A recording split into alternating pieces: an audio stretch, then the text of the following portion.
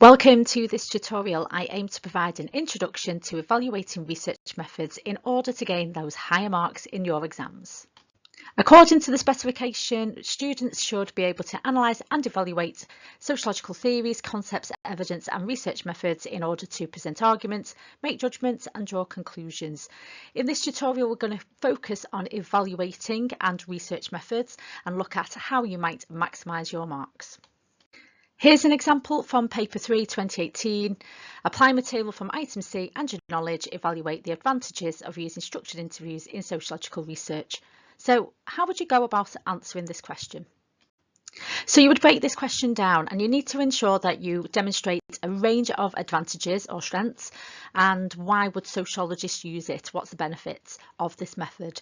Give examples of the studies that might have used them and that will hit the sociological research part of the question.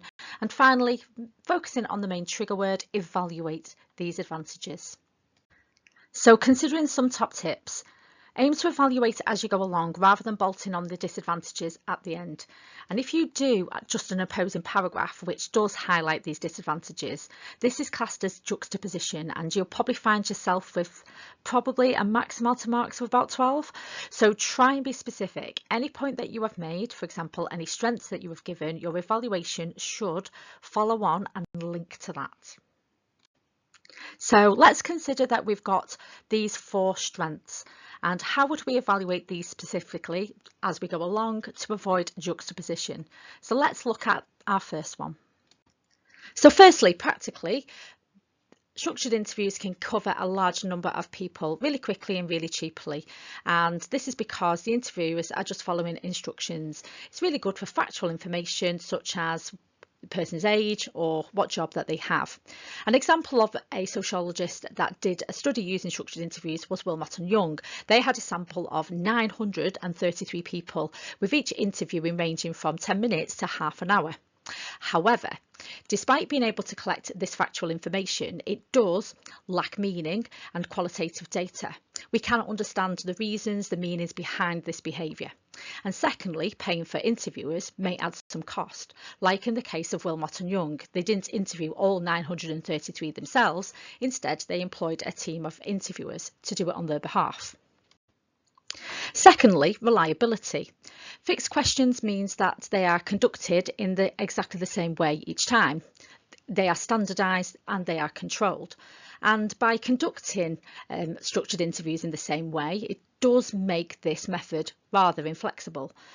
The person that you are interviewing could say something interesting or unexpected, and there is no opportunity to follow this up.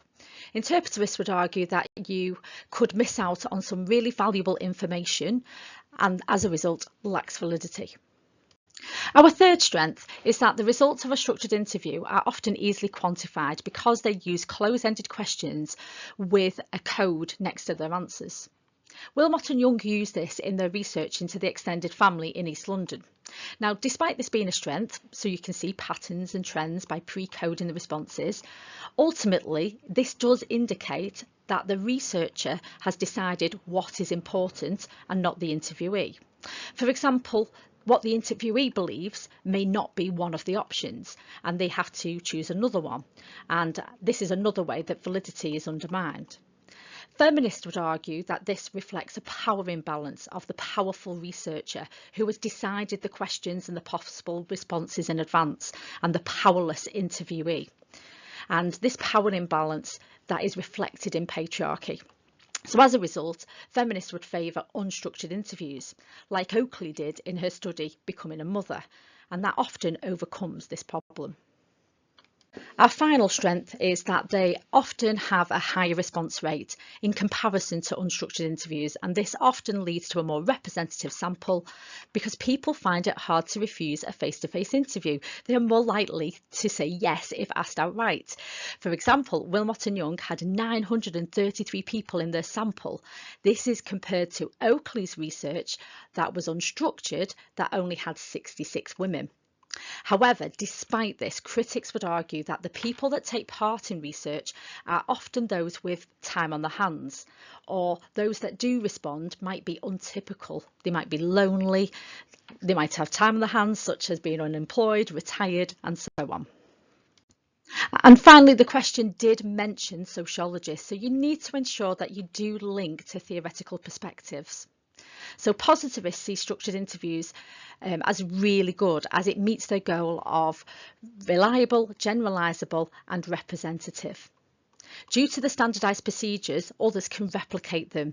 They have pre-coded responses, creating quantitative data, meaning that we can measure patterns and trends, and often they can be more large scale, leading to more representative data. Interpretivists, on the other hand, see them as imposing conditions on the possible responses, which limit their validity. And finally, feminists see structured interviews as being patriarchal, reflecting this power imbalance in society, the powerful researcher and the powerless interviewee, resulting with the pre-coded answers coming from more of a male point of view, making it difficult to see from the woman's experience. Unstructured interviews instead could be more equal, based on empathy and trust. So massive thank you for watching. If you have found it useful, please click that like, share it and subscribe it. Thanks guys.